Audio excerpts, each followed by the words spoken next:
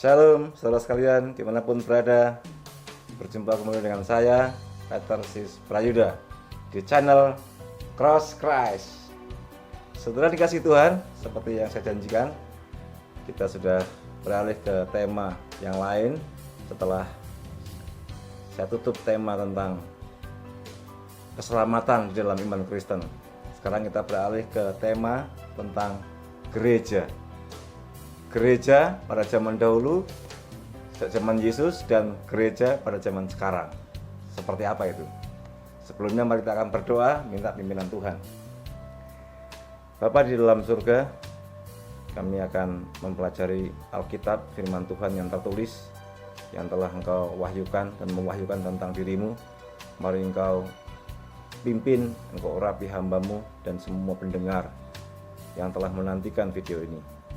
Urapi kami semua yang terbatas untuk mempelajari sabda-Mu yang tak terbatas, supaya kami menjadi pelaku firman setiap hari. Dalam nama Yesus kami sambut firman-Mu. Amin. Sekali lagi salam saudara sekalian. Kita akan fokus beberapa waktu ini untuk membahas tentang gereja, saudara. Apakah gereja itu? Siapa pendirinya? Siapa yang menggagas? Siapa yang memelihara? Dan siapa yang akan mengakhiri? Apakah akan berakhir di dunia ini atau tidak, saudara-saudara? Kita akan membaca teks Alkitab yang tertulis di dalam Matius 16 ayat 13 dan seterusnya. Saya akan membacakan untuk saudara sekalian. Demikian firman Tuhan. Setelah Yesus tiba di daerah Kaisaria Filipi, ia bertanya kepada murid-muridnya, kata orang, siapakah anak manusia itu? Jawab mereka, ada yang mengatakan Yohanes Pembaptis, ada juga yang mengatakan Elia, dan ada pula yang mengatakan Yeremia atau salah seorang dari para nabi. Lalu Yesus bertanya kepada mereka, tetapi apa katamu? Siapakah aku ini? Maka jawab Simon Petrus, engkau adalah Mesias, Anak Allah yang hidup. Kata Yesus kepadanya, berbahagialah engkau Simon bin Yunus, sebab bukan manusia yang menyatakan itu kepadamu, melainkan Bapa-Ku yang di sorga. Sekali lagi saya ulang ayat ini. Kata Yesus kepadanya, berbahagialah engkau Simon bin Yunus, sebab bukan manusia yang menyatakan itu kepadamu, melainkan Bapa-Ku yang di sorga. Dan aku pun berkata kepadamu, engkau adalah Petrus, dan di atas batu karang ini aku akan mendirikan jemaatku, dan alam maut tidak akan menguasainya. Sekali lagi, engkau adalah Petrus, dan di atas batu karang ini aku akan mendirikan jemaatku, dan alam maut tidak akan menguasainya. Saudara dikasih Tuhan, kalimat yang berbunyi di atas batu karang ini itu berbicara tentang pengajaran. Itu bicara tentang menunjuk kepada pengakuan Petrus yang disebut Yesus sebagai kalimat dan pengucapan milik Bapa, bukan miliknya Petrus dan bukan berasal dari Petrus. Itu adalah Allah Bapa yang menyatakannya. Percakapan Yesus yang memulai sebuah percakapan ini. Yesus yang bertanya tentang dirinya kepada para murid. Percakapan ini adalah cikal bakal gagasan Allah yang kekal tentang pendirian gereja. Saudara, ini cikal bakal secara antropologis, secara keilmuan. Disinilah cikal bakalnya. Tetapi rencana kekal Allah untuk mendirikan gereja itu adalah miliknya, milik Tuhan sendiri.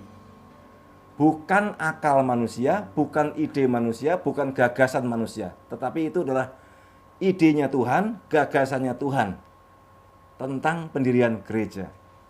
Saudara yang dikasihi Tuhan, percakapan ini percakapan yang dipimpin oleh Yesus sendiri, dan Tuhan sendiri yang menyimpulkan. Disinilah letak kekuatan dari pengajaran iman Kristen. tentang gereja. Pendirinya adalah gereja, pendiri gereja adalah Tuhan sendiri, yang menggagas tentang gereja adalah Tuhan sendiri, yang memelihara juga Tuhan sendiri, yang mempastoral gereja Tuhan. Dinyatakan kapan berhenti juga Tuhan sendiri. Inilah asal-usul gereja dan kekuatan gereja. Bukan datang dari dunia, bukan datang dari Petrus, murid dan rasul Yesus. Bukan, tetapi dari Tuhan sendiri, dari pikiran kekal Allah. Yesus Kristus yang menggagas seperti apa gereja itu harusnya, idealnya.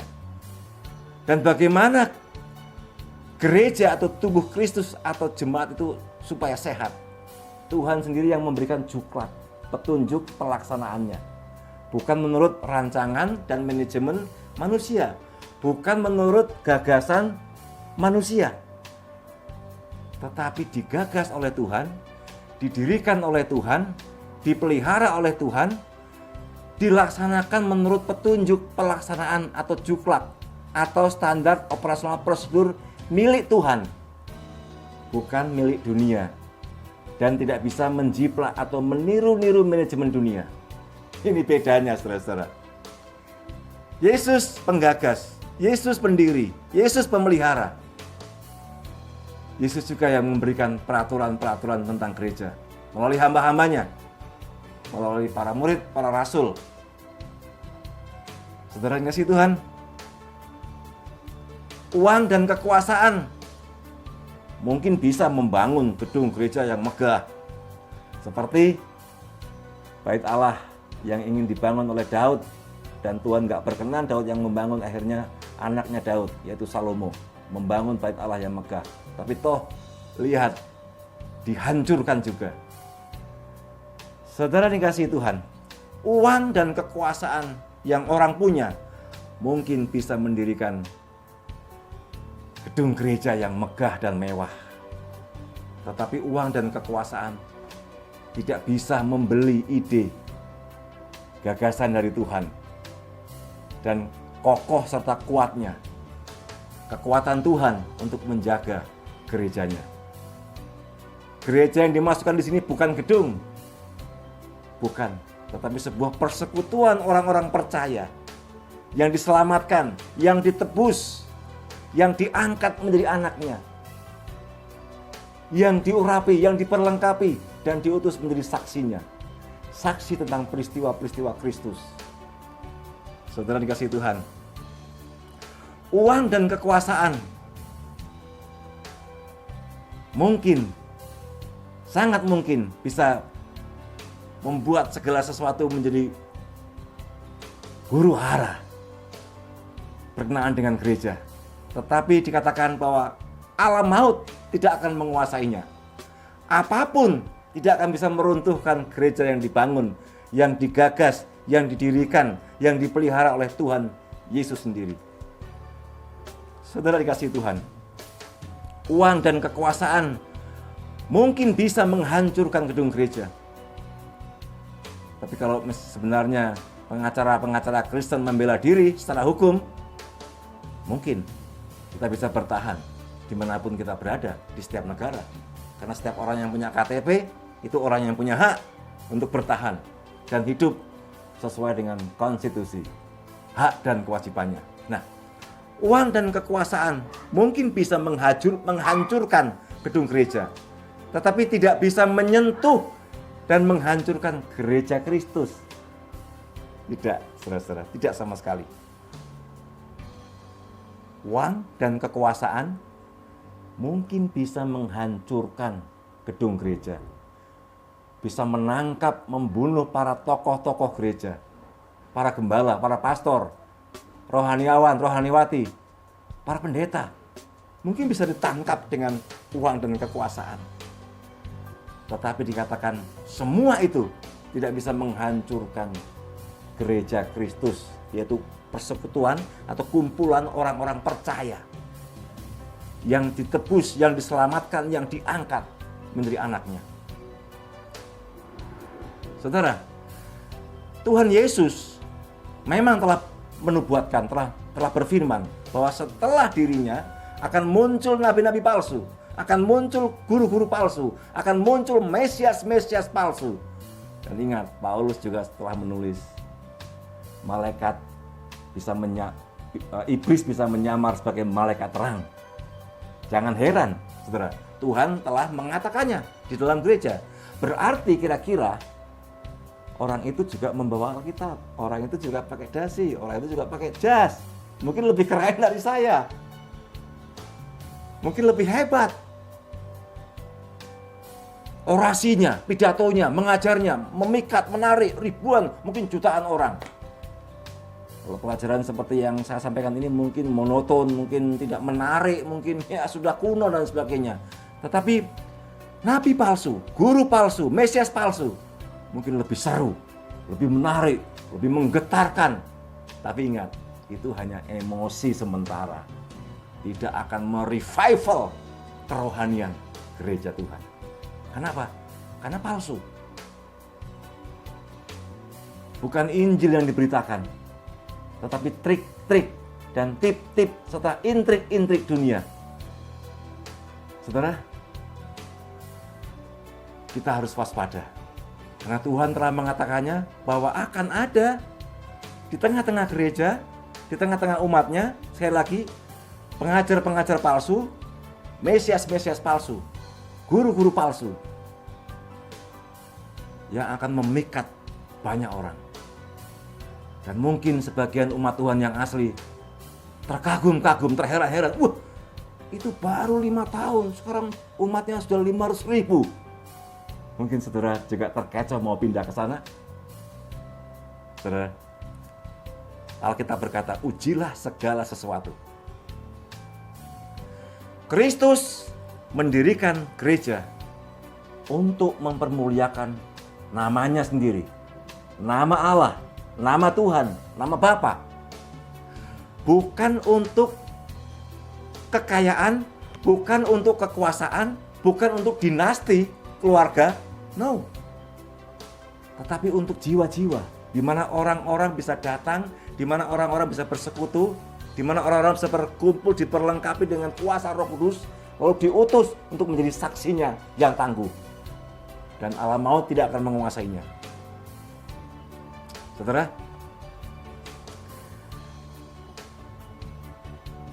kata alam maut tidak akan menguasainya yang sudah kita baca tadi, ini ada hubungannya dengan doktrin yang sudah kita pelajari tentang Allah. Allah yang Maha Kuasa. Kalau Allah yang membangun, siapa yang bisa merobohkannya? Kalau Allah yang menopang, siapa yang akan mengganggunya? Tidak akan. Kristus memberikan hidup yang kekal kepada umatnya, kepada gerejanya. Kita lihat di Yohanes 17 dan beberapa ayat yang lain. Saya akan membacakan untuk saudara. Yohanes 17 dimulai ayat yang pertama. Demikian kata Yesus. Lalu ia menengadah ke langit dan berkata, Bapa, telah tiba saatnya. Permuliakanlah anakmu, supaya anakmu mempermuliakan engkau. Sama seperti engkau telah memberikan kepadanya kuasa atas segala yang hidup. Demikian pula ia akan memberikan hidup yang kekal kepada semua yang telah engkau berikan kepadanya. Inilah hidup yang kekal itu, yaitu bahwa mereka mengenal engkau, satu-satunya Allah yang benar, dan mengenal Yesus Kristus, dia menyebut dirinya, yang telah engkau utus. Aku telah mempermuliakan engkau di bumi dengan jalan menyelesaikan pekerjaan yang engkau berikan kepadaku untuk melakukannya. Oleh sebab itu, ya Bapa, permuliakanlah aku padamu sendiri dengan kemuliaan yang kumiliki di hadiratmu sebelum dunia ada. Aku telah menyatakan namamu kepada semua orang yang engkau berikan kepadaku dari dunia ini.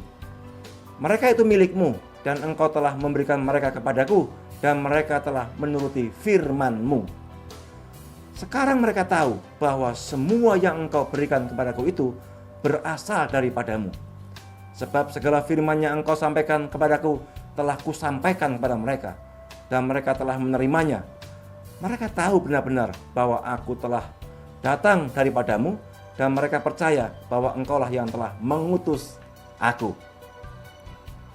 Aku berdoa untuk mereka, bukan untuk dunia aku berdoa. Yesus berdoa untuk gerejanya, untuk umatnya. Aku berdoa untuk mereka, bukan untuk dunia aku berdoa, tetapi untuk mereka yang telah engkau berikan kepadaku, sebab mereka adalah milikmu. Dan segala milikku adalah milikmu, dan milikmu adalah milikku, dan aku telah dipermuliakan di dalam mereka. Ini persekutuan yang suci, yang kudus di antara Allah dan umatnya, dan di antara umatnya orang per orang bersekutu. Sangat misteri. Tidak ada buku yang membahas yang seagung ini, yang sehebat ini, yang semiracle ini, yang seajaib ini. Tidak ada. Ini yang hanya diucapkan oleh Yesus, yang adalah Mesias, yang adalah Tuhan, yang dihina oleh banyak bangsa, banyak orang.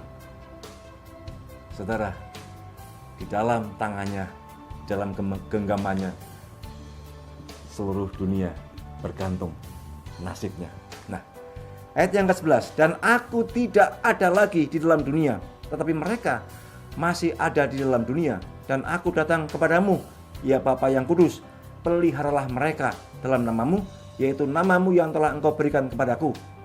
Ini membahas lagi tentang intimasi, supaya mereka menjadi satu, sama seperti kita. Selama aku bersama mereka, aku memelihara mereka dalam namamu, yaitu namamu yang telah engkau berikan kepadaku. Aku telah menjaga mereka, dan tidak ada seorang pun dari mereka yang akan binasa. Gak ada satupun yang akan binasa. Ini yang disebut oleh Yesus.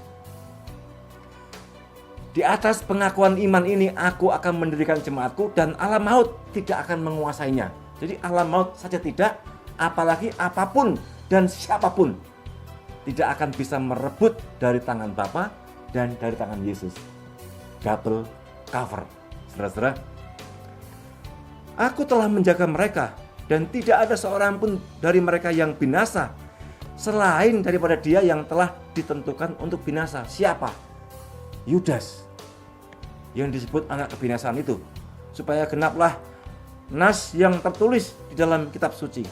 Tetapi sekarang aku datang kepadamu, dan aku mengatakan semuanya itu sementara aku masih ada di dalam dunia, supaya penuhlah sukacitaku di dalam diri mereka.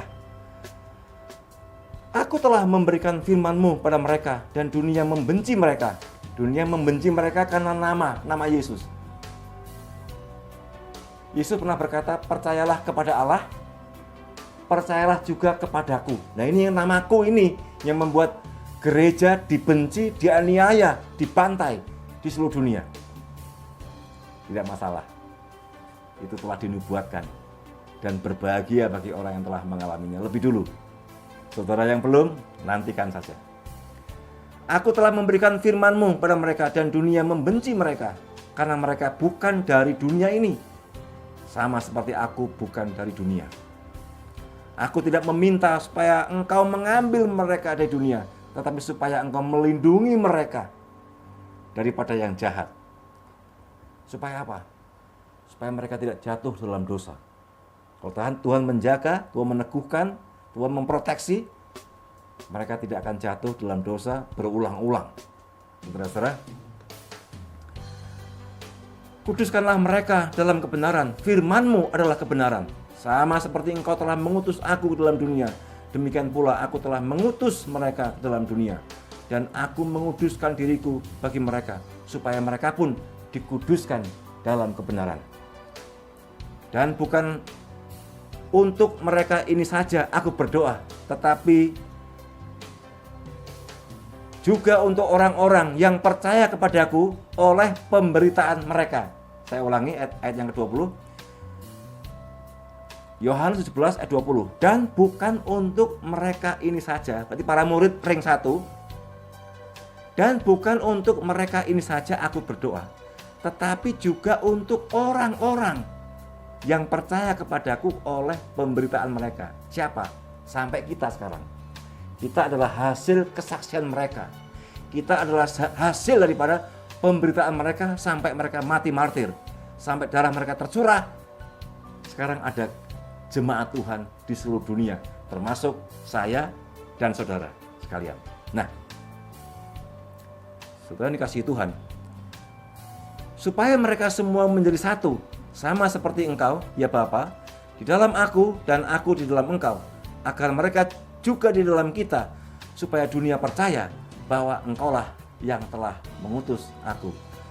Ini membahas tentang intimasi yang diproklamasikan, yang dipertontonkan kepada dunia, supaya dunia percaya, supaya seluruh lutut bertelut, lidah mengaku bahwa Yesus adalah Tuhan melalui persekutuan yang intim, yang kekal, yang alam maut tidak bisa menguasainya. Engkaulah yang telah mengutus aku. 22. Dan aku telah memberikan kepada mereka kemuliaan yang Engkau berikan kepadaku, supaya mereka menjadi satu, sama seperti kita adalah satu. Ini yang orang tidak bisa memahami. Allahnya orang Kristen. Ya kalau gampang dipahami, itu bukan Allah. Allah adalah misteri. Allah punya rahasia sendiri yang kekal, di mana orang tidak bisa tahu, tidak bisa mengerti.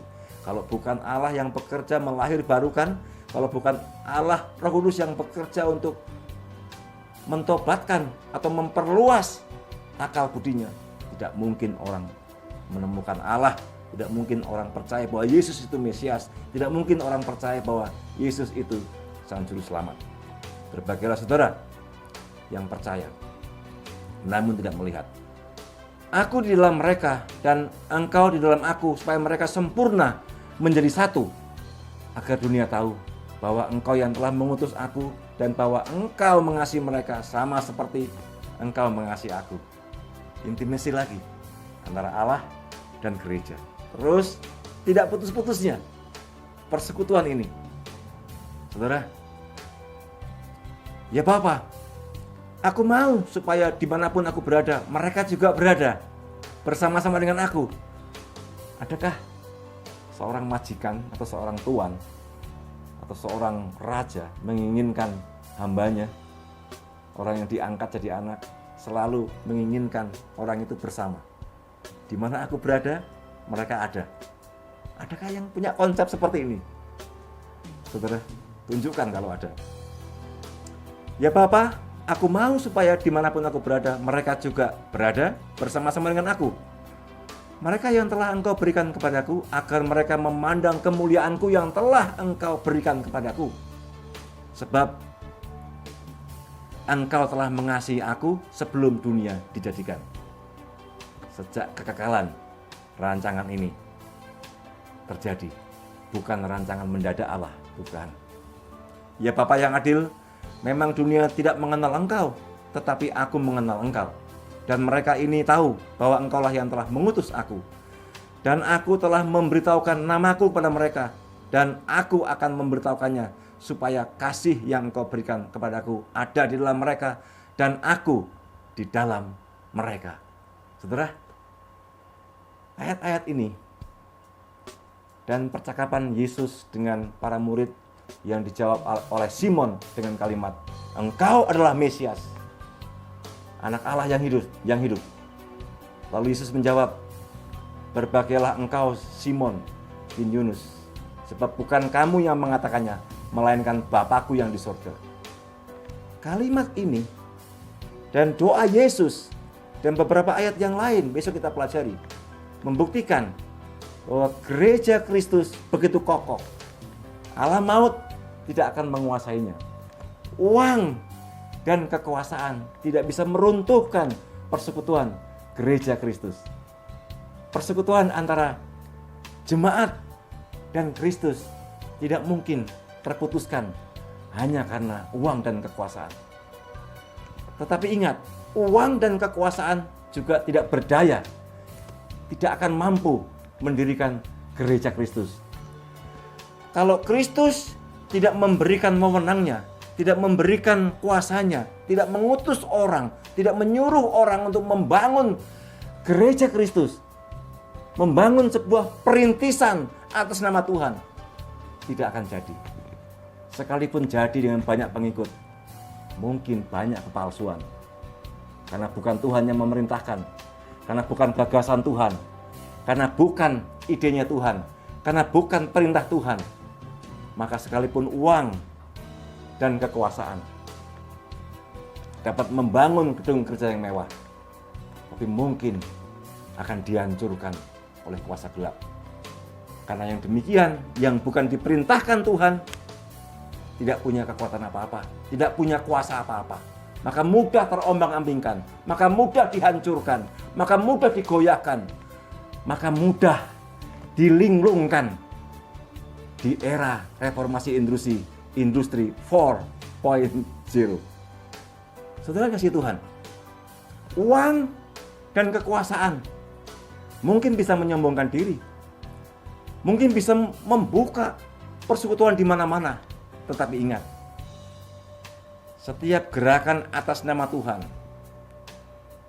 setiap pergerakan atas nama pelayanan, kalau bukan Tuhan yang memerintahkan, kalau bukan ide dari Tuhan, kalau bukan keluar dari mulut firman Tuhan Allah yang mulia itu, tidak akan jadi. Dan sekalipun jadi, akan terjadi kekacauan.